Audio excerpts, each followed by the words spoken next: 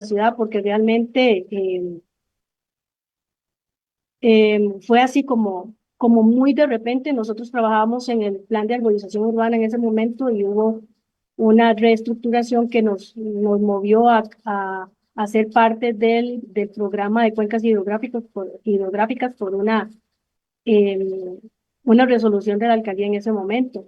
Eso fue en el 2011 y en el 2013 nosotros, pues, mi jefa Gabriela Sánchez, en ese momento, nomás creándose el programa de cuencas y ya nosotros, digamos que teníamos muchos amigos en lo que era en la Comisión de Gestión Integral de la Cuenca del Río Grande de Tárcoles, lo que era Abra en su momento. Entonces ya nosotros teníamos un grupo de amigos ahí y les inquietamos acerca de crear corredores biológicos. Cuando a nosotros se nos crea, nos dan la directriz de atender las tres microcuencas del cantón, que son Torres al norte, Tirirí y María Aguilar al sur. Entonces, pues que atendiéramos al que todavía no era corredor biológico, pero ya se decía, ¿verdad?, que era, y que creáramos otros en las otras dos microcuencas. En el 2013 se crea esa alianza para crear esa iniciativa y, y es ahí donde con mucho proceso, con mucha cosa, pues eh, nosotros proponemos hacemos una propuesta, perdón, al MINAE porque no existía la figura de corredores biológicos interurbanos. El MINAE la acepta y se crea para todo Costa Rica, la figura de corredores biológicos interurbanos. Y nosotros desde el 2013, nosotros haciendo la estrategia y yo por otro lado empezando a monitorear aves muy informal para ese momento y solo la microcuenca del Río Torres. Ya para el 2016 y ya con la figura adelantada y con todos esos trámites del MINAE para hacerlo corredor biológico interurbano al Río Torres, ya se formaliza en el 2016 los monitoreos de aves y se vuelve más sistemático, ¿verdad? Entonces, en el 2017 se oficializa el corredor biológico del Torres interurbano y pues ya el monitoreo de aves va adelantado y forma parte del plan de gestión en ese momento como línea base. Y a partir de ahí los monitoreos se comienzan a hacer cada 2 veces al año. En el 2022 se oficializa el TDB y el TDB es muy nuevo. Entonces, el TDB hasta este año, yo empecé un monitoreo en uno de los puntos, ¿verdad?, en el Cantón San José. Entonces, es muy nuevo. Yo les voy a hablar de lo que hemos logrado en el Torres. Así a grandes rasgos, no me quiero detener mucho en esto, el río Torres, el corredor, se llama Corredor Biológico Interurbano Río Torres Reserva de la Biosfera. ¿Por qué? Porque en ese momento la cordillera, lo que era la cordillera volcánica central, cambia a Cordillera Central Reserva de la Biosfera. Entonces, por una directriz del MINAE nos piden que le agreguemos esa parte, que le añada, bueno, que le agreguemos al nombre del Torres, eso de Reserva de la Biosfera, por eso el corredor se llama así. Eh, este corredor tiene una delimitación de 600 metros. Normalmente todo corredor nosotros lo manejamos con 300 metros a ambos lados a lo largo de todo el cuerpo principal. Y eso por 26 kilómetros de largo, desde Rancho Redondo hasta la Carpio, donde desemboca allá en el Tiribí. Son 15.600 hectáreas aproximadamente. Creo que ya aumentó porque se agregó un pedacito más al corredor. Y este corredor se desarrolla desde los 2.500 desde los 700 metros que queda ahí en Electiola, sobre el nivel del mar, hasta los 2.500 metros. Entonces, ¿cómo se da este proceso de monitoreo? Inicialmente eran 38 puntos, era un montón. 38 puntos en esos 26 kilómetros. Eso lo seleccionamos al azar con ayuda de Sergio Fioli, de Compañía Nacional de Fuerza y Luz. Él me ayudó con un programa a seleccionar 38 puntos a lo largo de toda la microcuenca y yo empecé ahí. Eran 17 puntos en la parte baja y 21 puntos en la parte alta. Esos monitoreos yo procuraba visitarlos una vez, si yo podía visitarlos 2 veces era el ideal. Y yo lo hacía en la migración de primavera, digamos que en el periodo que va desde febrero a abril, mayo, más o menos, y luego volví a repetir en la migración de otoño, que más o menos empieza a finales de agosto, septiembre, y se extiende hasta noviembre y a veces hasta un poquito más de empezando diciembre. Entonces yo tenía ese rango en las dos épocas para visitar los 38 puntos. Em, Obviamente, a veces, o sea, yo me tenía que partir en muchas partes, digamos, porque estaba también haciendo los procesos de rehabilitación ecológica y luego no era posible yo recorrer todos los 38 puntos. Actualmente yo tengo 16 puntos de monitoreo y la mayoría están en el cantón de San José. Igual tengo en los otros cantones porque ahí están las otras zonas de vida que ahorita lo vamos a ver. El monitoreo se desarrollaba normalmente a las 7:30 de la mañana por la logística de la MUNI, o sea, no podía antes por más que quisiera. En algunos monitoreos aislados que se empezaban a las 6 de la mañana, 5:30, pero eso era, como digo, muy aislado y casi que con vehículo personal. Entonces, por la logística municipal, que el horario de ingreso era 6:30, 7, eso variaba de cada chofer o de cada trabajador manual o inclusive mío. Entonces, los monitoreos normalmente se desarrollaban a las 7:30 en adelante. Y yo a veces hasta las 12, 12:30 me quedaba en el campo registrando y levantando lo más que veía, porque lo principal era registrar especies y cuanta más cantidad de especies que pudiéramos. ¿Verdad? Entonces nosotros, bueno, yo combinaba lo que era búsqueda intensiva, caminando por los puntos que yo tenía ahí y a veces me quedaba en un punto fijo, básicamente para aumentar el cumplir con ese objetivo de registrar la mayor cantidad de especies para el corredor. Yo usé unos binoculares muy sencillos y al principio nada más binoculares. Ya en los últimos 3, 4 años tengo una cámara semiprofesional y con eso algunas fotos he logrado que tampoco son profesionales, pero bueno, me ha servido por lo menos para el registro fotográfico porque ahora yo trabajo con Ebert. Entonces, yo todas las listas, todo lo que monitoreo, lo subo a Ebert, ¿verdad? Que es esta plataforma mundial. Utilizo normalmente la guía de aves digital y Merlin como apoyo en el campo. Yo no ando con nada de peso, ni libro, ni nada ya. Merlin ha sido un éxito para mí y las guías de aves digital también. Ya en oficina me apoyo con la lista oficial de aves de Costa Rica para verificar nombres correctos y todo eso en la parte científica, nombres científicos. Las zonas de vida del corredor. El corredor tiene 3 zonas de vida desde abajo hasta arriba. En la zona verde, este mapita a la izquierda, es la zona del bosque húmedo de Premontano, ahí es donde está el Cantón San José. Luego está el bosque muy húmedo de Montano Bajo, que es el morado, y el más clarito es el bosque muy húmedo no, perdón, el bosque muy húmedo de Premontano es el morado intenso, y el bosque muy húmedo Montano Bajo, que es la parte más alta, es el morado un poco más tenue. Esa es la parte que tenemos más alta y en donde ahorita vamos a ver donde se conserva un poquito más el bosque original del corredor. En cuanto a los tipos digamos que de hábitat que yo monitoreo, primero el bosque ribereño, que es un bosque muy alterado, un bosque secundario, eh, muy interrumpido también. Los corredores biológicos interurbanos, como sabemos, están con poca conectividad. Los porcentajes de invasión son altísimos en los corredores biológicos interurbanos. Esa es, digamos que la constante en estos corredores urbanos, porque lastimosamente la invasión al área de protección del río eh, es altísima, no se ha respetado la ley en ese aspecto, entonces tenemos que lidiar con eso. Entonces son fragmentos verdes muy alterados que normalmente son secundarios y de ahí para abajo, ¿verdad?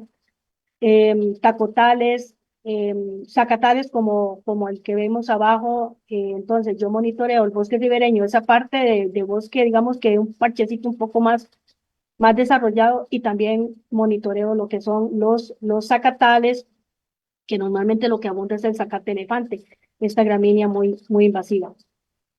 Monitoreo también cuerpos de agua dentro dentro de estas áreas, ¿verdad? Más que todo para dar atención a las aves acuáticas.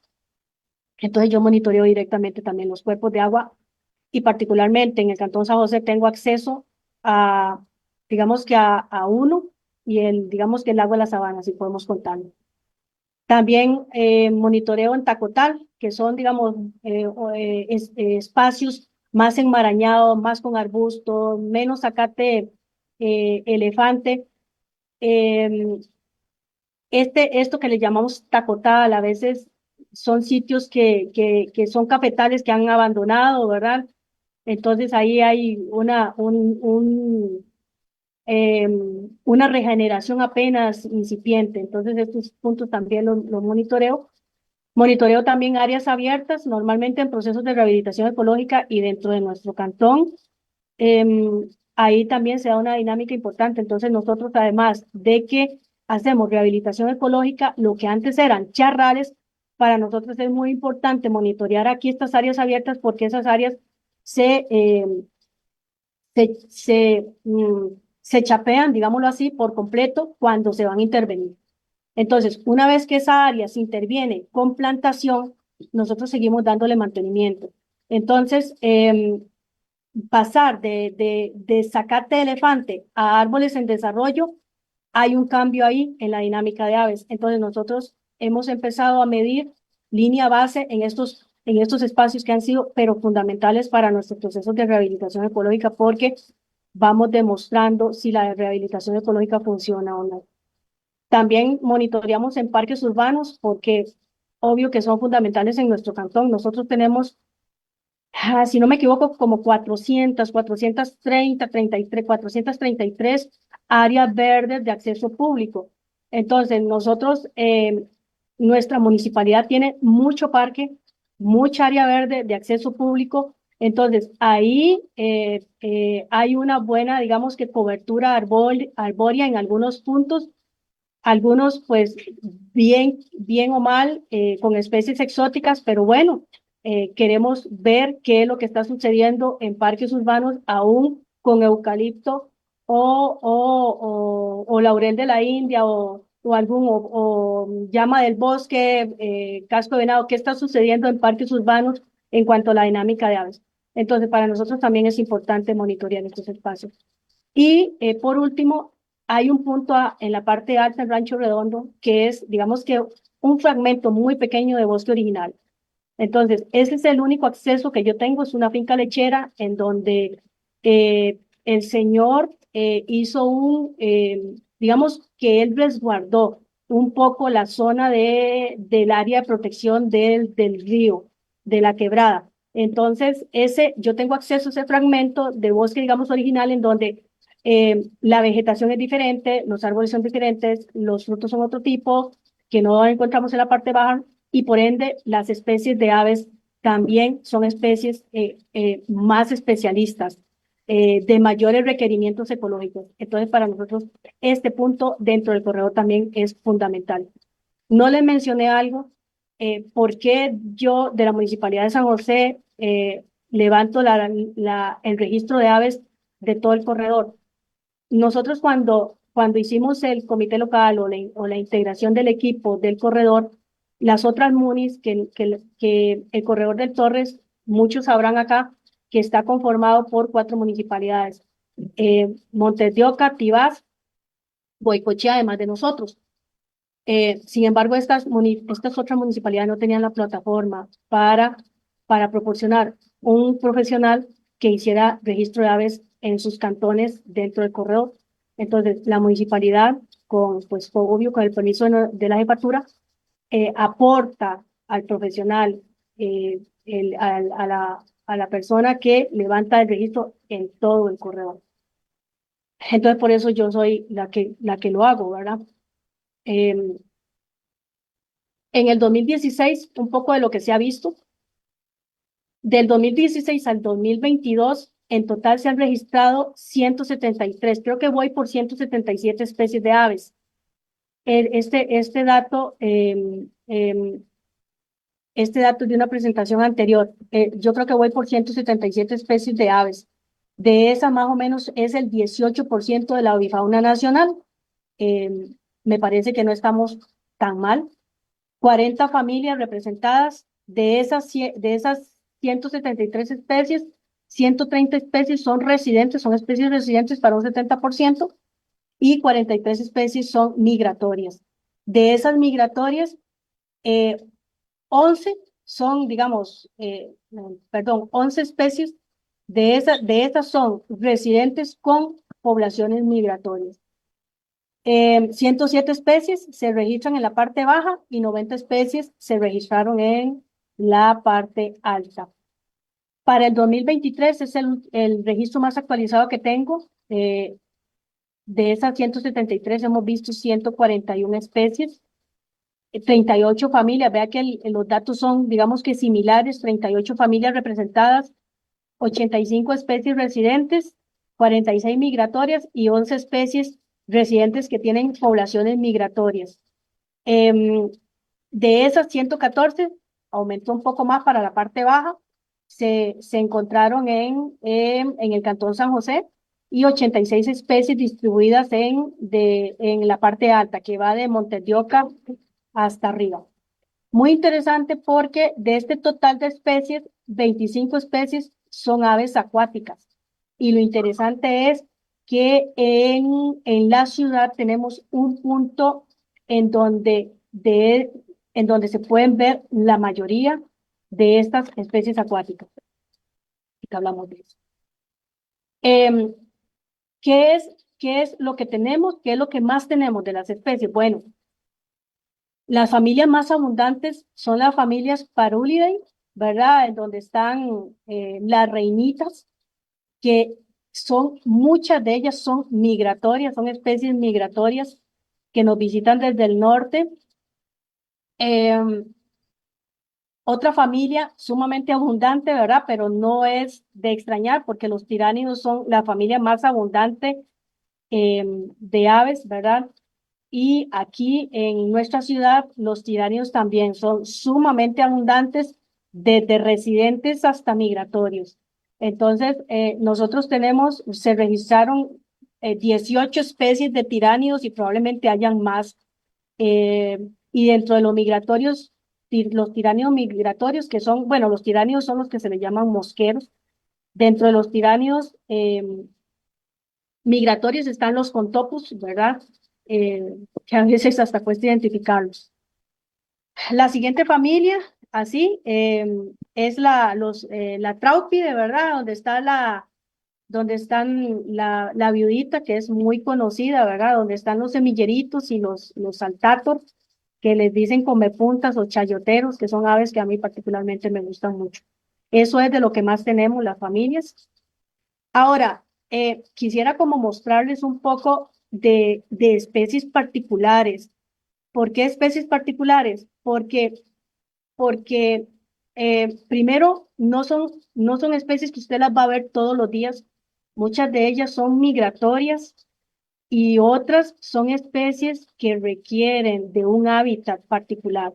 Entonces, nosotros en la ciudad podemos llamar puntos calientes, que es lo que desde el punto de vista de aves se les llama hotspots a estos puntos de mayor prioridad o de mayor atención, que son puntos claves para la observación o para la conservación de especies de aves. Dentro de esos tenemos patos migratorios. Esos dos de arriba a la derecha son patos migratorios que se han observado en el lago de la Sabana en la época lluviosa y cuando el lago está con buena cantidad de agua. Están las aves frías también. Este se tomó también en la sabana en algún momento. También son especies que no siempre están. Hablamos del águila pescadora. Evidentemente, el águila pescadora no va a estar en un sitio si no hay un cuerpo de agua representativo que albergue organismos de un tamaño suficiente para que pueda ella poder abastecerse, digamos, poder llenarse, digámoslo así, o que sea un tamaño suficiente para los requerimientos alimenticios que ella necesita, que ella tiene. Las espátulas rosadas, ni que se diga.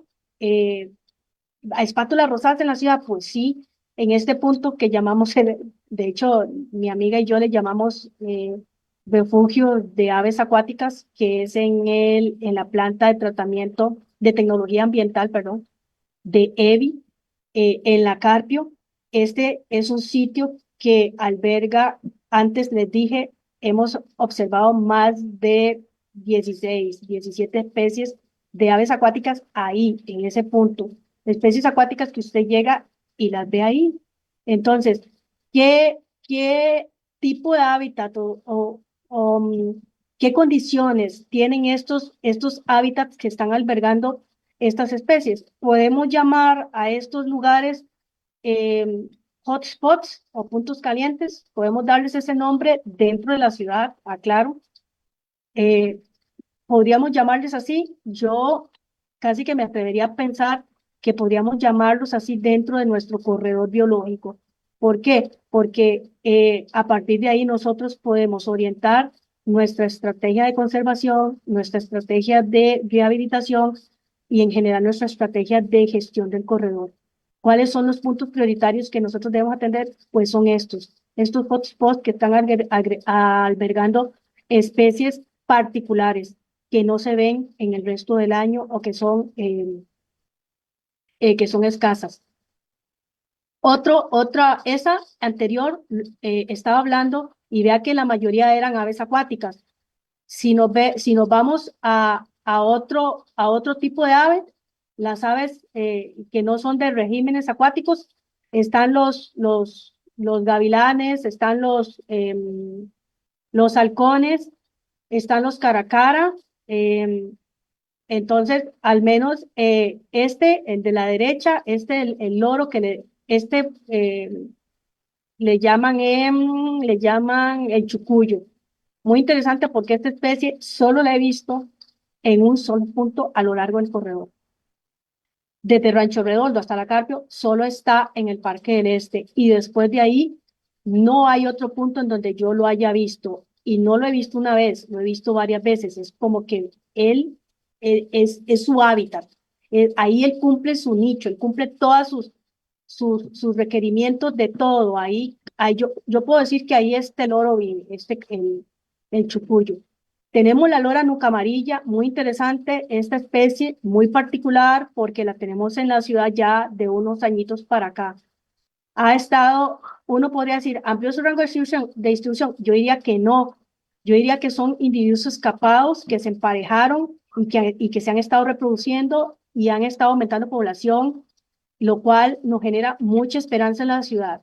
La lora nuca amarilla, la he visto en Atillo, la he visto en la parte oeste, en la parte de Pavas, ahí fue donde la vi por primera vez, en las áreas verdes de Pavas, al oeste del cantón, muy al oeste. Y, eh, y ahora la he visto la he escuchado en el Polideportivo Barrio Aranjuez y el último reporte en la Uruca, en Plaza Uruca, ahí hay una pareja de individuos. Entonces, yo digo, se emparejaron en algún momento, se reprodujeron, han estado aumentando población, yo diría que sí. Y ahora se están distribuyendo por la ciudad y aprovechando el corredor biológico, el bosque ribereño y sus áreas de influencia definitivamente. Este negrito que ven acá, el cacique pico plata, esta es una especie también muy particular porque solo hay un punto también en donde se puede observar. Esta ave está en la quebrada de los Negritos y siempre que voy ahí, siempre está una pareja. Entonces, lo que yo digo es la atención que debemos brindar a estos espacios en donde uno dice, mire, aquí está esta especie. El colibrí canelo, la Masilia rutila, también un colibrí que empecé viendo en Pavas y he escuchado gente que inclusive lo ha visto en Montes de Oca, ¿verdad? No sé si más arriba han habido reportes, había que verlo desde ahí, ¿verdad? A ver si hay más reportes de la Masilia canelo, pero muy interesante porque este colibrí es más de la bajura. Yo me crié viéndolo en el Pacífico, porque yo soy del Pacífico Central. Yo me crié viendo al colibrí, este cafecito de la Masilia rutila, no a la Masilia sacalt. Y ahora en el Cantón San José al menos ya se deja ver. El oro frentiblanco, muy interesante. El oro frentiblanco, él duerme en la sabana, pero no se queda en la sabana. El oro frentiblanco, esquina inferior derecho, em, todas las mañanas, desde las 5:30 de la mañana, se le ve volando en grupos de hasta 8, 10 individuos hacia el noroeste.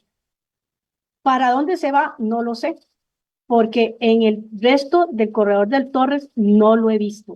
No lo he visto en la Uruca, no lo he visto en Heredia, porque también pajareo en Heredia. Entonces, realmente no sé hacia dónde se está yendo este loro durante el día, pero sí sé que duerme en la sabana. Entonces, son datos muy interesantes. ¿Por qué? Porque si usted va a las 5 de la mañana a la sabana, ahí lo vas a ver, ahí la vas a escuchar, porque es sumamente escandalosa. De hecho, esta foto la tomé en un global, eh, eh, en un conteo de aves con los que hacemos con personas, ciencia ciudadana, el- el- el Global Big Day, perdón, se me fue la palabra. En el Global Big Day, esta foto la tomé en un Global Big Day porque llegué muy temprano a la sabana. Y bueno, especies particulares, hábitats particulares, a los que debemos definitivamente ponerles atención. Em, Ahora, ¿cuál es la oferta alimenticia que tiene la ciudad?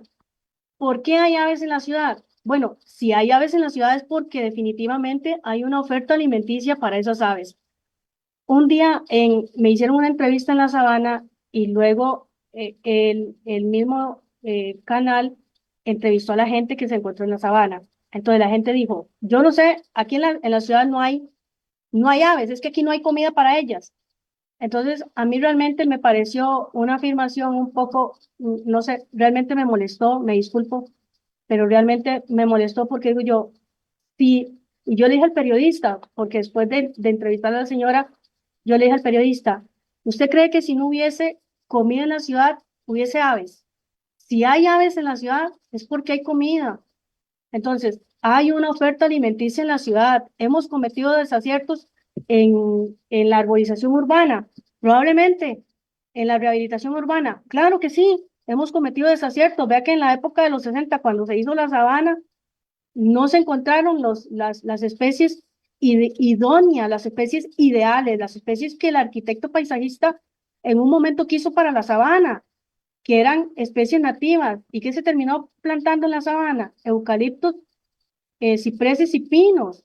Entonces, ¿hubo desaciertos en la ciudad? Claro que sí. Y nosotros de verdad que pedimos perdón por esos desaciertos, pero también hemos tratado de enmendar eh, el generar listas de especies prioritarias para estos procesos de arborización urbana y para estos procesos de rehabilitación ecológica.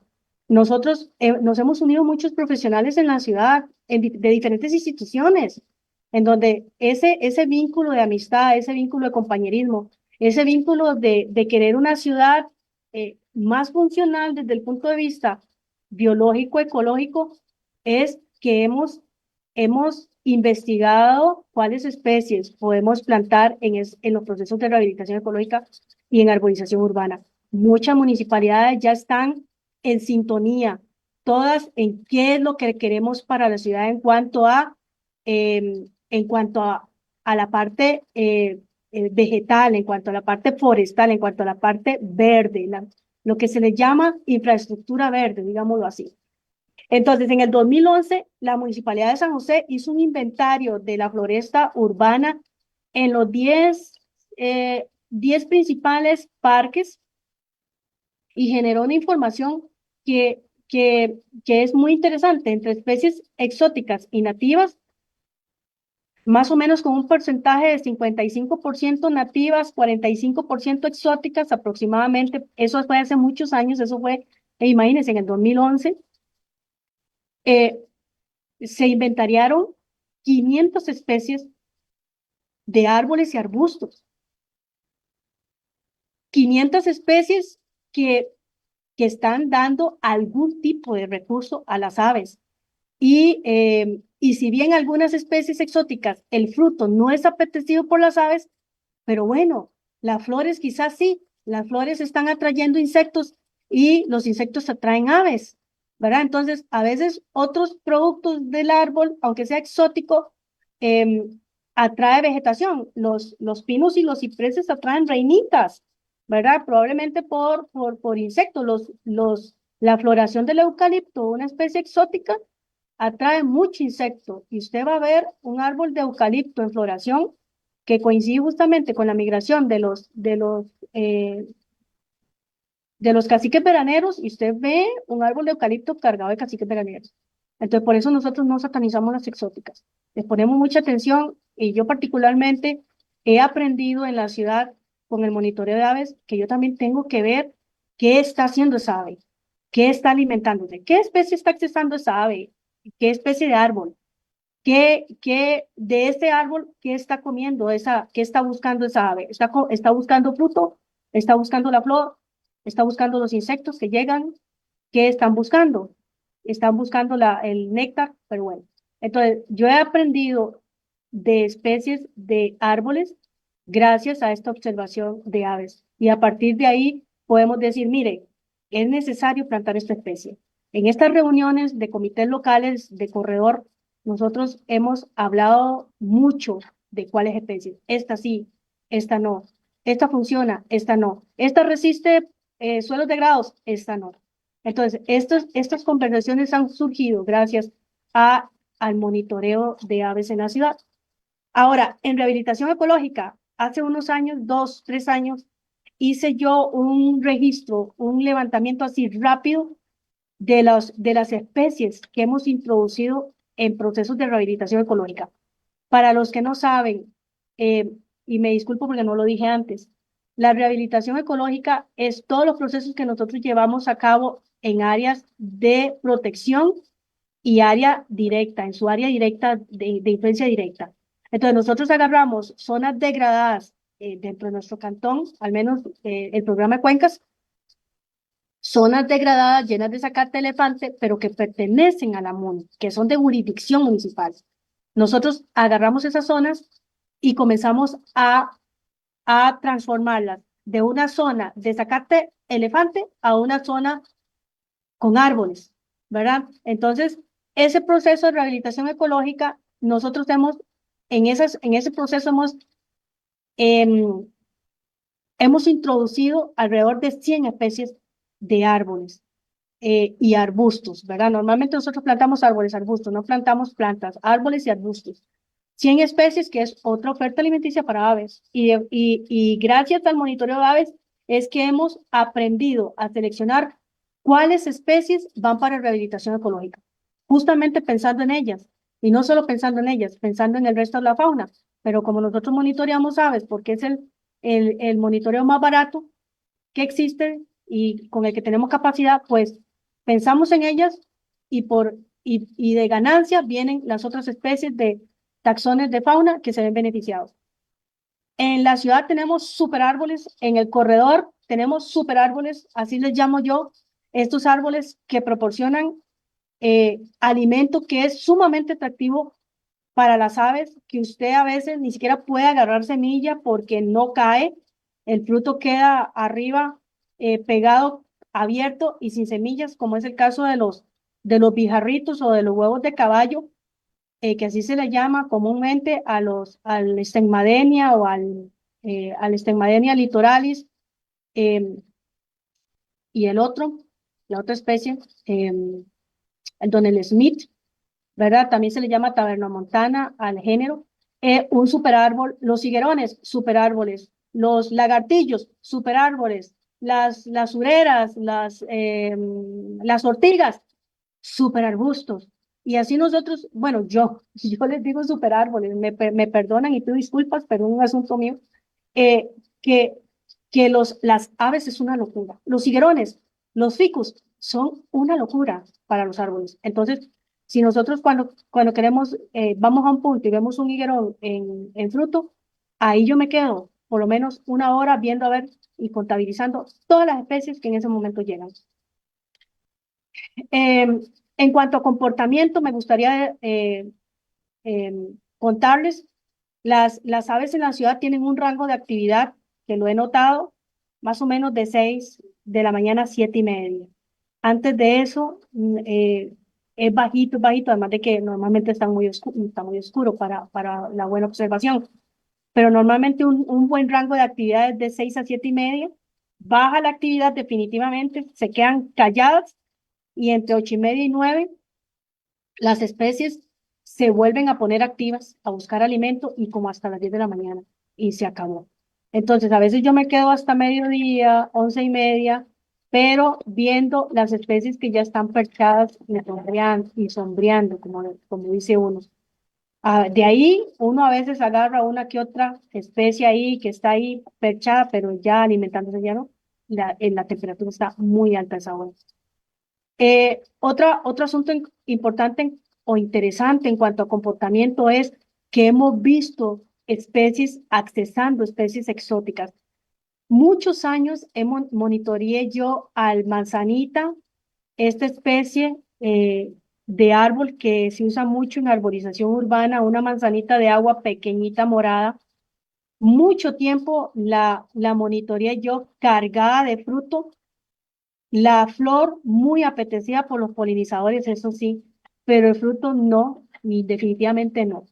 Hace de un año para acá, 2 años, hemos visto a pericos accesando a esa manzanita. Hemos visto a las viuditas, hemos visto a los chigüirros y hemos visto a los pecho amarillos. Igual, muy interesante. Este año en el vivero de Pavas había un ficus benjamina cargadísimo de frutos y estaba cargado de aves. Mucho virio accesando a los insectos que llegaba porque el fruto estaba súper maduro. Entonces, mucho virio comiendo insectos, eso sí, y mucha reinita. Pero muy interesante porque vi yo a los yigüiros, a los pecho amarillos, comiendo el fruto de Ficus benjamina, pero no es el ficus grande, de hecho no sé si la especie es benjamina, pero eso es un ficus exótico, eso sí estoy segura, pero el fruto es más pequeñito. Entonces, el yigüiro y los pecho amarillos sí lo estaban comiendo. Entonces, muy interesante. Igual el pirul, este árbol que es el género es Esquinus, la especie creo que es Terebintifolius, algo así se llama, Esquinus terebintifolius. Es un árbol que produce mucho fruto, es un árbol exótico, pero que a los pájaros les encanta. Y así con muchas especies exóticas. Estoy hablando en el tema de frutos, porque si hablamos en el tema de flores, están los poros extranjeros, que es una locura cuando florecen. Justamente también coincide con la migración eh, con la, con la migración de aves y lo que son los caciques y las pirangas, la piranga rubra, la tangara veranera, es una locura. Los virios accesando a los insectos, las reinitas por montones. Entonces, si hablamos de flores, hay mucho árbol exótico también, que la flor es apetecida, los jacaranda, la flor es muy apetecida. El fruto verde lo comen los pericos. Entonces, muchas aves de la ciudad están accesando a especies exóticas, lo cual eso es muy bueno. Las especies fuera de su rango de distribución, también hay que poner atención acá, como este colibrí canelo. Ahora en la ciudad se está viendo también mucho el caracara, el caracara cherry o el caracara flancus, que es el mismo, el quebrantahuesos que le llamamos, y el caracara cabecigualdo. Se está viendo mucho en San José, no sé si más arriba los otros cantones del Torres se están viendo, no lo sé, pero estos se están viendo y están siendo controladores de palomas y zanates. Eso lo hemos notado en la ciudad. Entonces, aves que están fuera, digamos, por decirlo así, entre comillas, fuera de su rango de distribución, es porque de verdad están ampliando distribución o por especies escapadas que se han emparejado, como las loras. ¿Qué ha pasado ahí? Hay que poner atención. Otro asunto interesante en cuanto a comportamiento, las aves migratorias llegan al mismo árbol con fruto cada año.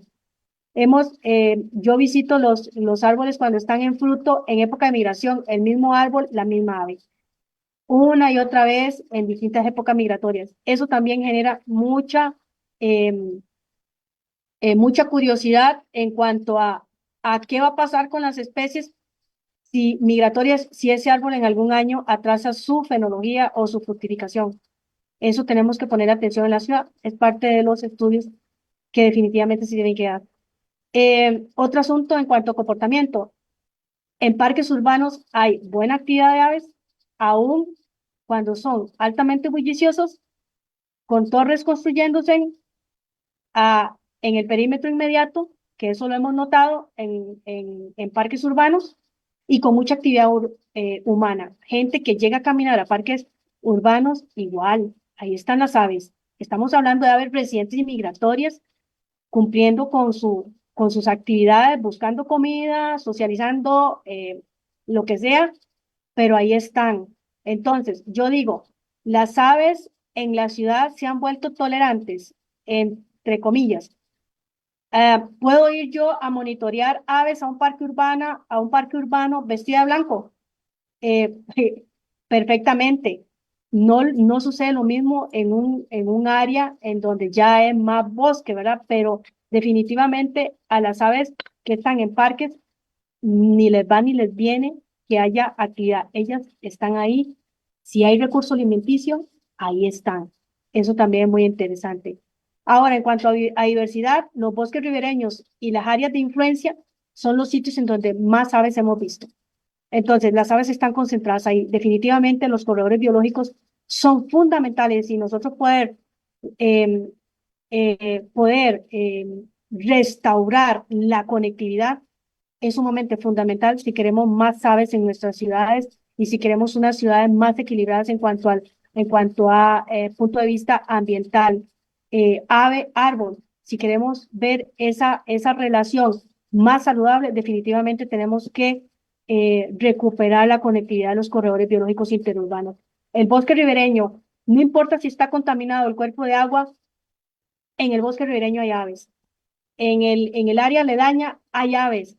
Hay más aves en un bosque ribereño que en un parque urbano, que en un área abierta. ¿Hay más aves? Sí. Entonces, definitivamente tenemos que ponerle atención a estos puntos en donde hay aves acuáticas. Definitivamente tenemos que ponerle atención. ¿A qué?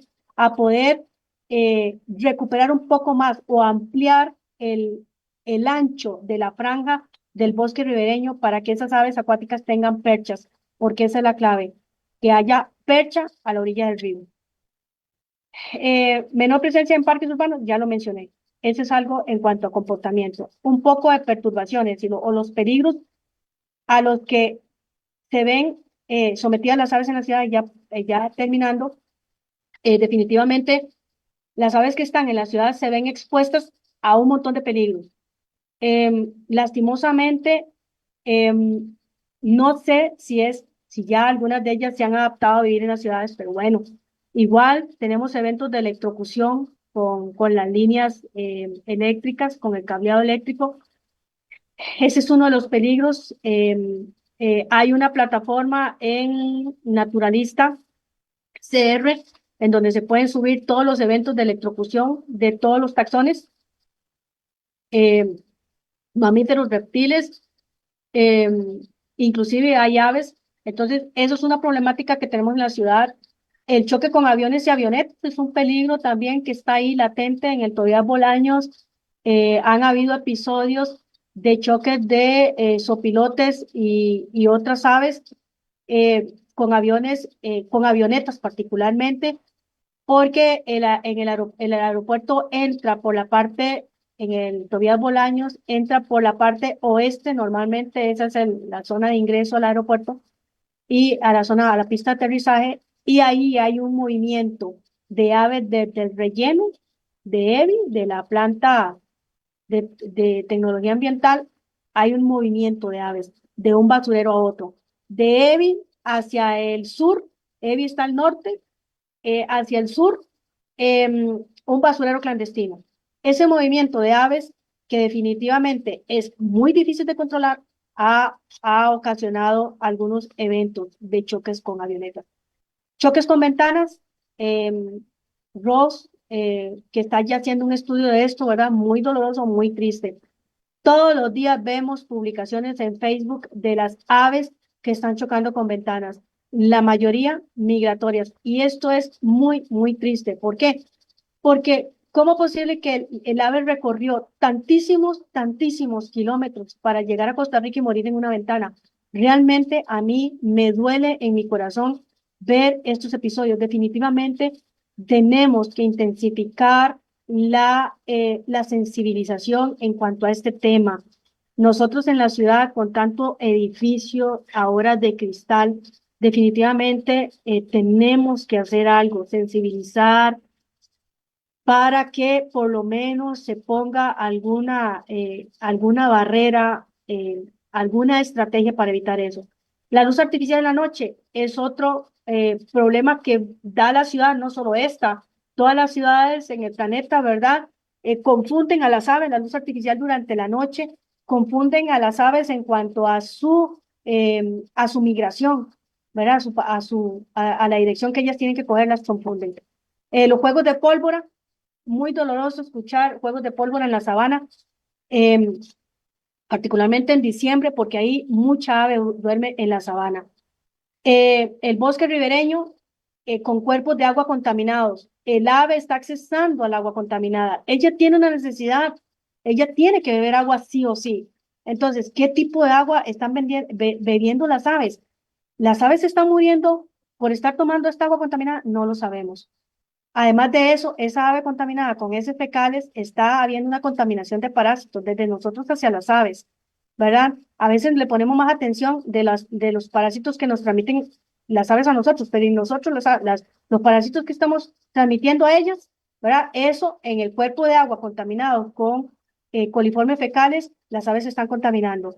El aumento de temperatura por cambio climático es otro peligro que están enfrentando las aves en la ciudad. La ciudad se pone muy caliente, con una isla térmica sumamente caliente, que usted ve las aves moviéndose de un lugar a otro, refugiadas en árboles y buscando sombra.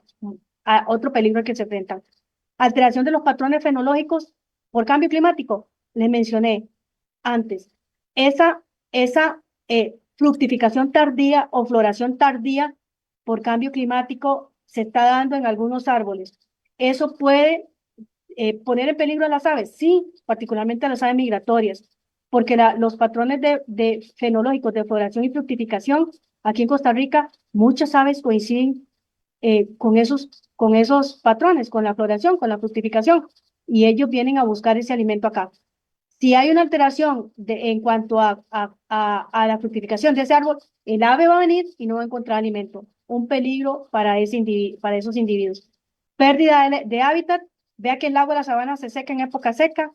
Eh, Ojalá en algún momento haya un proyecto para poder restaurar el lago de la sabana, un patrocinio, algo, cosecha de agua, algo en la sabana. Sería fabuloso poder tener un espejo de agua, aunque sea bajito, pero todo el año.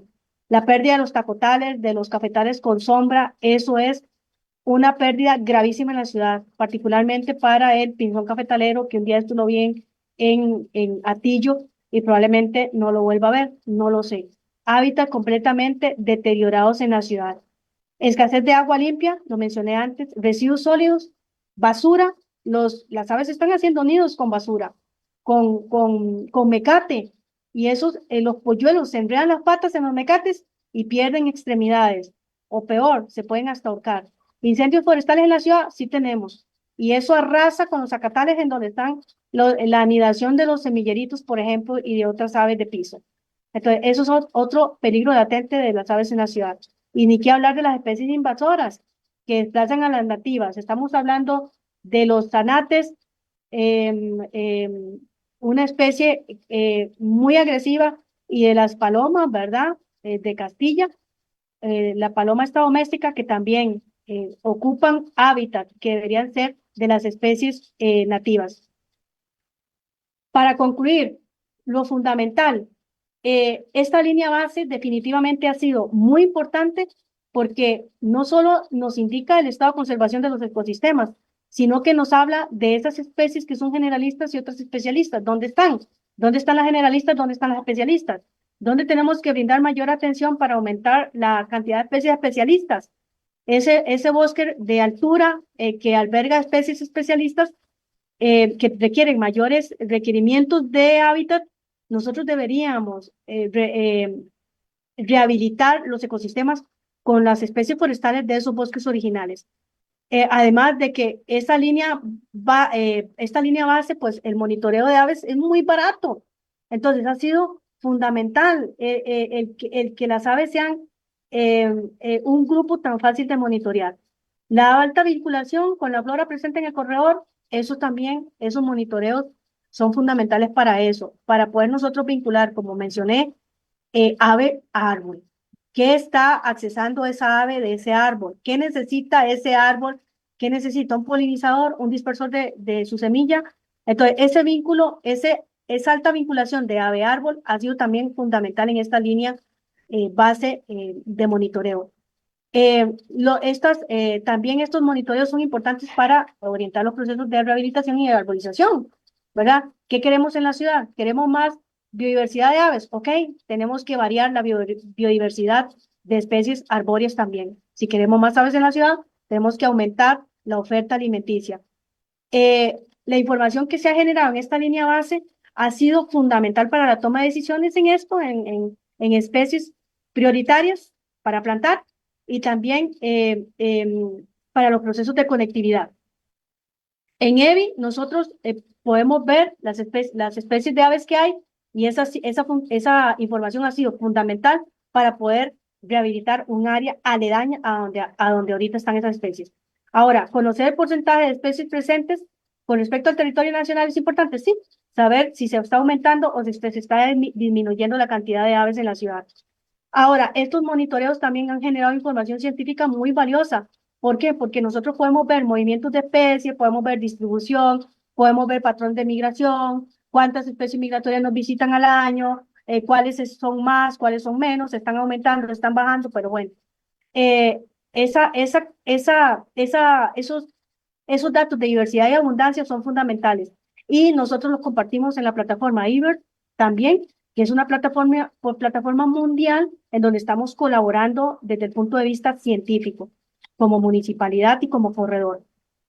Ahora, ¿los monitoreos son claves para el bienestar social? Sí, sí, los corredores biológicos han sido la mejor amalgama para esta concertación social y de esta integración de las personas. Han habido múltiples actividades de conteo de aves que a la gente les ha fascinado. Y a raíz de eso, nosotros podemos sensibilizar a la gente acerca de los corredores biológicos interurbanos y la importancia y que se integren y que sean parte de este proceso de mejora, que sean parte de estos procesos de gestión de los corredores. Es que definitivamente nosotros hemos logrado más dentro de la plataforma de corredores biológicos interurbanos que de ninguna otra plataforma en la ciudad. Entonces, nosotros tenemos que fortalecer esto. Y si las aves son el gancho para traer a la parte social, a las comunidades, pues qué bien que nosotros podemos atraer a la gente para que sean parte de los procesos de corredores biológicos gracias a las aves que son tan atractivas. Las aves son atractivas en los procesos de educación ambiental y sensibilización. Entonces, aprovechemos eso para atraer gente y son muy fáciles, como dije, de monitorear y nosotros normalmente hasta prestamos binoculares a la gente para que se enganche de estos procesos que le llamamos de observación de aves, de pajareadas, de birding, como quieran llamarlo.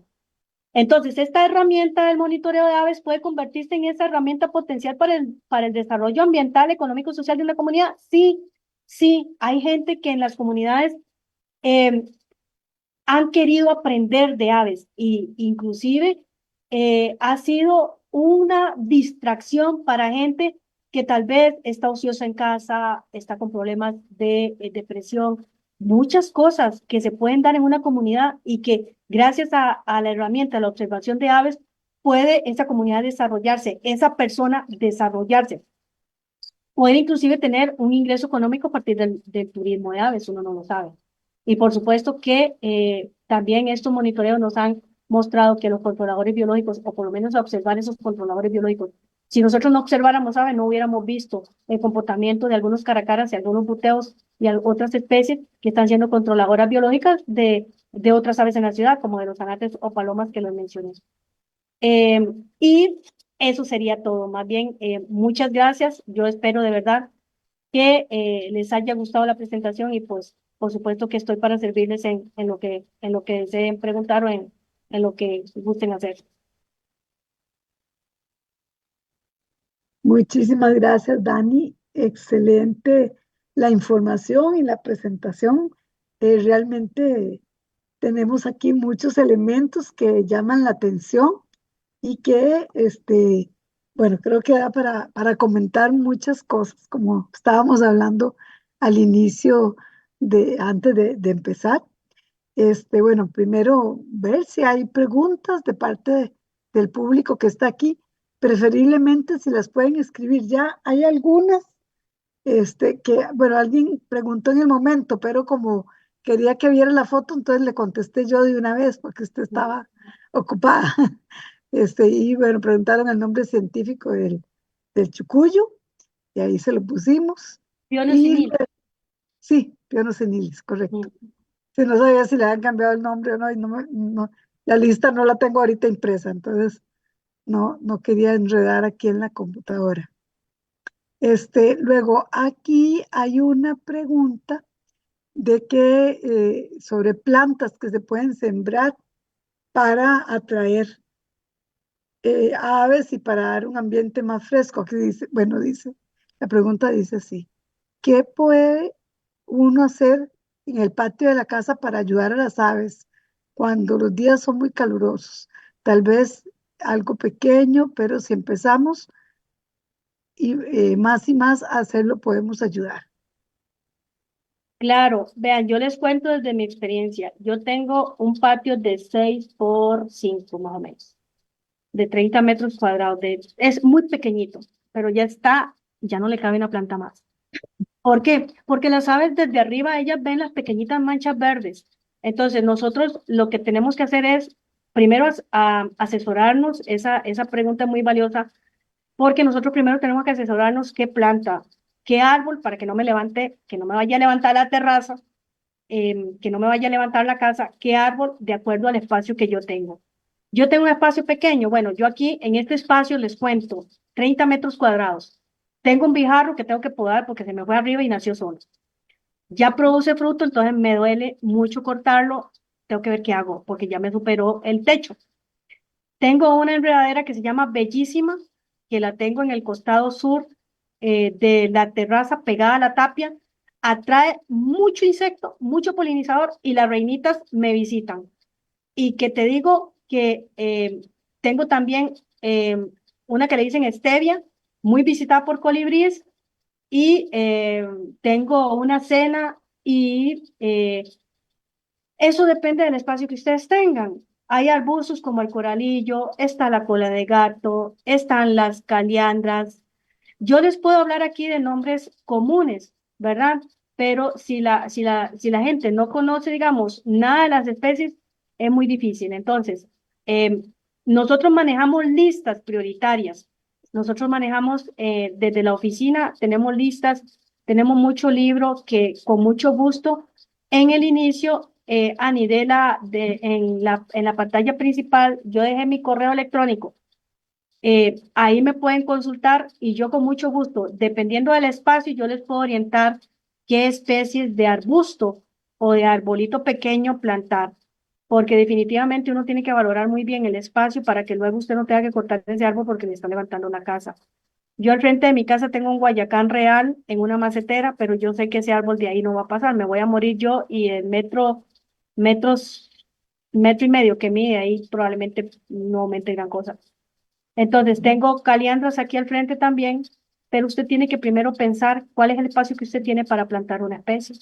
Entonces, nosotros de acuerdo a eso, desde nuestro programa, si nos llaman o si nos buscan vía correo electrónico, nosotros podemos asesorar de acuerdo al espacio que tenga. Gracias. Bueno, le iba a hacer el comentario cuando estaba explicando usted del Steimadenia. Bueno, Ah, aquí cuando ya yo me pasé, o sea, toda la vida tuvieron, seguro había algún bisabuelo, algún aficionado a tener pájaros y entonces había muchos arbolitos de huevos de caballo y lo que sí me he fijado es de que, digamos, que ustedes están muy altos, si se abre, ¿verdad? Allá arriba y el fruto no se cae hasta que ya las semillas no están, pero los pájaros se lo comen y es en las cuitas donde nacen los arbolitos, que eso me he fijado que la germinación se da con la cuita. Claro, En- claro, esa es la importancia de las aves, esa dispersión de semillas. Y los estigmadenia son típicos de los cafetales, ¿verdad? Entonces, por eso usted dice Correcto, que hay mucho ahí cerca de su casa, porque eso antes era sí, cafetal. claro, claro, sí, sí, sí, sí. Ahí tiene visita, compañero. Tengo amigos. ¿Alguna otra pregunta? Vamos a ver, aquí voy a seguir bajando. Tal vez, si hay, Gabriel o Raquel, si hay preguntas en el Facebook. Sí, doña Ani, ahí la planteé en el chat, pero la voy a hacer de una Ok. vez. Preguntan, ¿cómo están las poblaciones de rapaces nocturnos en áreas urbanas? Ay, señor, rapaces nocturnos es muy difícil porque yo no monitoreo en la noche. Hemos visto, vamos a ver, em, el búho listado un día de estos, me lo compartió un amigo de Atillo, el sonido, ¿verdad? El búho listado y lo he visto en los conejos, perchado durante el día, lo vi. Después de ahí, ¿qué más? El buito, el Mochuelo. mochuelito, el Ujú. mochuelo común, y después de ahí no he visto otra especie, pero es que yo no monitoreo en la noche. Y lo que he visto es porque de suerte me los encuentro perchados o por esas vocalizaciones que en la noche me lo pasó un amigo de Atillo 4 pero en el Tiribí. En el Torres no. En el Torres sí está, bueno, sí, no, ese listado está en el Torres, pero yo no lo escuché por vocalización, fue que lo vi. Y un día esto es un amigo de él, Tiribí, me lo pasó en la vocalización, pero después de ahí, no, no he visto, no he visto realmente. Hay, hay otra pregunta de qué es un corredor biológico. Ajá, un corredor biológico, vamos a ver, en Costa Rica tenemos corredores biológicos naturales, ¿verdad? Que son los que conectan áreas silvestres protegidas, que son parques nacionales, reservas biológicas. Esos son los corredores biológicos naturales, que fue lo primero que se creó para Costa Rica como una estrategia de conservación. El primero que se creó para Costa Rica fue el mesoamericano, que inclusive trasciende a Costa Rica porque conecta Centroamérica, ¿verdad? Allá conecta con Panamá, con las selvas de Darién, y ahí va para abajo y hacia de la parte de Nicaragua también. Ese es el primer corredor que se formó natural, que se le llamó el corredor biológico mesoamericano. Luego están los corredores marino-costeros, que son los sitios que conectan mar, costa, mar, bosque y zonas costeras con vegetación. Entonces, nosotros no calificábamos como corredor biológico natural, porque nosotros no conectamos áreas silvestres protegidas. Nosotros es tanta la discontinuidad de nuestros espacios verdes em, que nosotros no conectábamos nada. Así nos dijo el MINAE. Nos dice, ¿ustedes cómo van a ser corredores biológicos naturales? Ustedes no conectan nada. Entonces fue ahí cuando nosotros echamos para atrás y le propusimos al MINAE crear la figura de corredores biológicos interurbanos. Ahora, los corredores biológicos interurbanos, la premisa es que conecten trama verde y tiene que ser en una microcuenca. Entonces, nosotros tenemos en la ciudad varias microcuencas. Ya dije, está en el Catón, bueno, en el centro de la ciudad tenemos, al menos nosotros en San José tenemos el Torres al norte, el María Aguilar y el Tiribí al sur. Entonces, hay un corredor biológico para el Torres, está el corredor biológico interurbano María Aguilar, está el corredor biológico interurbano Tiribí. Actualmente, gracias a esa propuesta que nosotros le hicimos al MINAE y el MINAE acoge, dice, ok, está bien, ustedes van a ser corredores biológicos interurbanos, No van a conectar áreas silvestres protegidas, al menos no todavía, pero van a conectar trama verde. ¿Qué es trama verde? Trama verde incluye el bosque ribereño, incluye todas las áreas verdes urbanas que son parques, avenidas arborizadas, línea férrea, zonas infantiles, áreas verdes que inclusive a veces no ni siquiera son de acceso público. Entonces, todo eso constituye la trama verde. Entonces, si nosotros vemos el Cantón San José con el Torres, el Tiribí y María Aguilar, el Torres al norte, María Aguilar al sur, ¿cómo se conectan esos tres corredores? A través de todos los árboles que están en calles y avenidas arborizadas. Por eso aquí la arborización urbana y la rehabilitación ecológica son fundamentales para poder lograr esa conectividad. ¿Por qué? Porque los corredores biológicos van a conectar trama verde, desde el bosque ribereño hacia lo interno de la ciudad, en cada territorio, en cada territorio. ¿Qué queremos nosotros a futuro? Que esta red de corredores biológicos interurbanos, que ya hay 8, gracias a Dios, ya tenemos 8 corredores biológicos interurbanos oficializados desde el Programa Nacional de Corredores Biológicos del MINAE, ya están oficializados, reconocidos por el MINAE.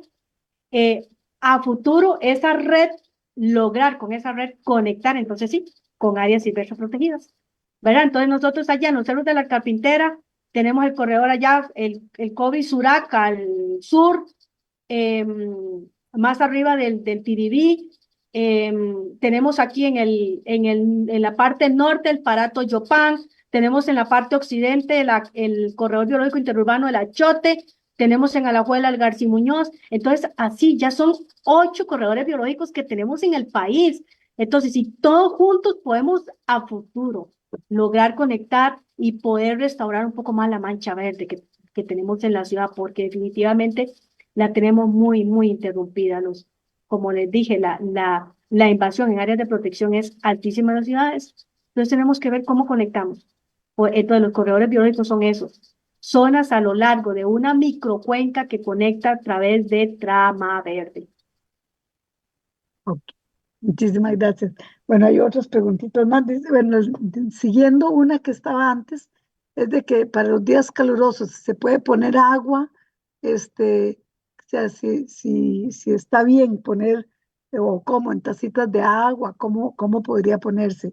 Y la Sí, otra, ese asunto es muy controversial. ¿Por qué? Porque recuerde que en la ciudad tenemos mucho depredador, digamos, bueno, tenemos mucho depredador doméstico, ¿verdad? Los gatos, inclusive algunos hasta perros, ¿verdad? Entonces, a veces uno les pone agua y a veces el pájaro por buscar el agua va a ser presa de un animal doméstico, ¿verdad? Ese es el problema. O que las aves residentes se acostumbren a buscar el agua ahí, no la busquen en otro sitio y de repente usted deja de ponerles agua. Entonces, de repente se les altera a ellos el comportamiento natural de ir a buscar el agua. Muy triste porque están tomando agua contaminada, pero nosotros no debiéramos meternos en el comportamiento natural de un ave silvestre o de cualquier animal silvestre. No comederos, no agua. Pero bueno, son criterios, ¿verdad? Divididos. Dependiendo en dónde usted vaya a poner agua. No bebederos a colibríes, por ejemplo. Hemos visto los problemas que tienen los bebederos de colibríes. En fin, no deberíamos alterar el comportamiento de las aves silvestres urbanas, no deberíamos. ok, bueno, hay otra pregunta sobre los listados digitales. ¿Dónde los puede conseguir? Bueno, los listados digitales, yo tengo una cuenta personal, eh, entonces tengo como 167, creo, listas más o menos. Las tengo en la plataforma de Iber. Tengo también una base de datos en Excel a lo interno de nosotros, de la oficina, en donde se manejan todas las listas, todas las especies de aves que se han monitoreado desde el 2000, desde que empezamos. Cada año, cada punto. Entonces, como que sean públicas, no. Si alguien quiere una lista particular de uno de los puntos, yo con mucho gusto la comparto. Cuando nosotros hacemos los Global Big Day, yo levanto la lista y se comparten en la plataforma de Iber de conteos GAM. Ahí yo la comparto. Si alguien quiere una lista de un punto particular, yo se la puedo compartir, claro que sí, con mucho gusto. Si tiene cuenta en Iber, ¿verdad? Bueno, aquí estoy escribiendo ya. Bueno, porque, por ejemplo, la lista que uno puede llamar oficial de Costa Rica es la lista Ajá. de la Asociación Ornitológica. Ujú. Entonces, uno puede consultarla en la página de la Asociación Ornitológica. Usted pone así en el buscador, Asociación Ornitológica Costa Rica, y ahí ellos la están actualizando siempre. Sí, sí, Uno tiene siempre. que buscar, Igual uno la consigue en internet. Yo la correcto, bajo, entonces, dice, ajá, también. Entonces, esa es la lista general de todas las especies de Costa Rica, de la zona correcto. ornitológica. Pero la Ujú, de los puntos míos están, dependiendo del punto, están en Iber, para cada ujú. punto que yo monitoreo. Y luego esta plataforma de IBERT es la de la Universidad de Cornell. Y también tiene una aplicación, que es una app que uno la baja en el teléfono, que funciona para ayudar a identificar. Tiene la mayoría, no tiene todas las especies, pero puede identificarse por canto y por foto. Bueno, con esa del canto yo identifiqué el búho chillón. Un Ajá. día era un escándalo aquí, todo el Ese, vecindario. ¿Qué ese, suena? ¿Qué suena? ¿Verdad? Y era ese búho. sí. Es, No, Merlín es una maravilla. es Yo una lo mencioné maravilla. ahí en una de las presentaciones, yo lo Nada mencioné. más. Yo Ujú. ando con Merlín en el campo, es que es una maravilla. O sea, ya usted olvídese de andar con guías. Con la De guía. verdad que sí. O sea, yo la guía la dejo ¿para qué me la voy a llevar? Ya perdí una en el campo, usted sabe, perder otra guía. Entonces, Merlín es una maravilla. Usted identifica por sonido, el mapa de si está ahí en esa zona donde usted está esa ave. No, no. No, no, o sea, y normalmente yo las uso juntas. Merlin y Iber, yo las uso juntas, Sí, definitivamente. ujú, sí, Mm. correcto. Nada más que Entonces, son es una pesaditas. herramienta que ayuda mucho en la ciencia ciudadana. E Sí, mucho. incluso, por ejemplo, los inventarios para los planes reguladores ayuda muchísimo el que la gente le reporte las especies, entonces uno baja lo que está ahí, ¿verdad?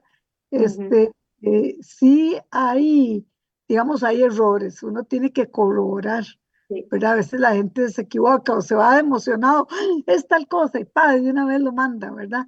Y a Ajá. veces no, ¿verdad? Pero sí hay que tener trabajo. Sí, sí, sí. Todavía no está al 100%, pero es una maravilla. El uso, nada más que son pesaditas también para el celular. Hay una pregunta de Adolfo. Hola, Adolfo. Dice, ¿considera que los anantes son una amenaza real para las poblaciones de otras especies? ¿Y alguna recomendación para desincentivarlos en algunos espacios? Bueno, los anates, uno puede ver que son mucho más abundantes que las especies nativas, mucho más abundantes, y en ciertos espacios. Los anates son, digamos que son tan plásticas, tienen tanta plasticidad, tanta capacidad de adaptarse a múltiples ambientes. Normalmente los vemos mucho en el casco central de la ciudad, ¿verdad? ¿Por qué? Porque tienen acceso a comida, a basureros, a basureros clandestinos. Entonces, lo primero que podemos hacer es, ¿cómo decir? ¿Podemos bajar las poblaciones de zanates? Bueno, ellos están teniendo acceso a basura. Entonces, ¿pueden ser una amenaza? Claro que sí, los zanates se comen los pichones de otras especies nativas, compiten con territorio con los yigüillos y con los pecho amarillos. Los únicos Pecho que yo he amarillo. visto que se les para, que es que los enfrentan un poco son los pecho amarillos y Sí, si acaso los yigüillos, si acaso. Pero sabemos que los anates depredan nidos de las especies nativas. Se reproducen muchísimo. Ellos cogen un árbol y ahí duermen, entonces a veces la gente inclusive en algunos lugares han optado por botar ese árbol, ¿verdad? Particularmente los de Ficus benjamina, que les encanta, y ahora los loritos.